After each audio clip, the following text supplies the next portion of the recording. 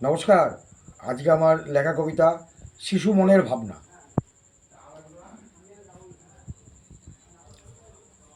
জাহাজ যেমন ভেসে বেড়ায় সাগর স্রোতের টানে, স্বপ্ন সকল পাখা মেলে ওই ছোট্ট শিশুর প্রাণে।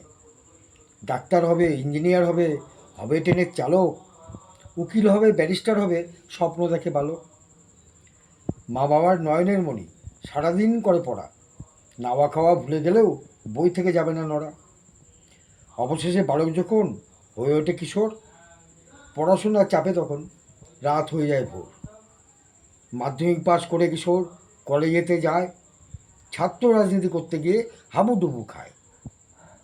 কোনো রকম পাশ করলেও ছাড়ে না রাজনীতি, স্বপ্ন তার হারিয়ে যায়, মাথা ঢুকে কূটনীতি। জাহাজ যেমন ভাসতে ভাসতে ঠেকে কুলে এসে, পড়াশোনার তার হারিয়ে যায় রাজনীতিকে ভালোবেসে। যৌবনের ডাক আসে যখন বিদেশে পাড়ি দেয়, দেশপ্রেমের রাজনীতি তখন জীবন থেকে বিদায় নেয়। মা বাবার আদরের দুলাল হলো না আর ডাক্তার, ইঞ্জিনিয়ারই হোক বা হলো কই, অধরাই থেকে গেল ব্যারিস্টার।